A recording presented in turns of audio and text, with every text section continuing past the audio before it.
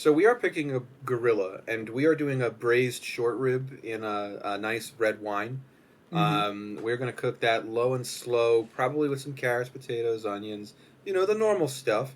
We're gonna braise that for, let's say, like 3.5, 4 hours. Low and slow again, big enameled cast iron.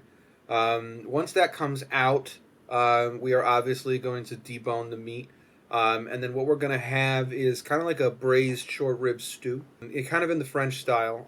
We're gonna add just some rosemary to that while it's cooking, tarragon, salt, pepper, the normal stuff. We're gonna make sure we go in there with at least an entire head of garlic. Just gonna want to cut that in half. Make sure you get all the papery skin off, and then you just drop each half in there, just real nice, space them far apart.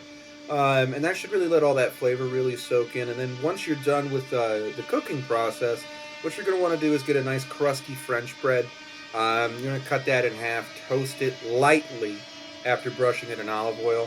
And then you're going to want to take those garlic cloves that you just braised for hours and hours. You're going to smush them out and spread that on your bread. And then really you can do anything you want with that from there. So you could make like a little sandwich out of that. You could just eat it. You could dip it in your stew. You could do whatever you want. And then that would be gorilla stew. So that's where I'm at. Okay, see, okay. I do here's the like thing. how much thought you put into this. Thank you. Okay, one thing I do want to say is that the caller did specify that we were going to feed this to another member of the Yeah, I same know. I think a species. gorilla would love that. Exactly.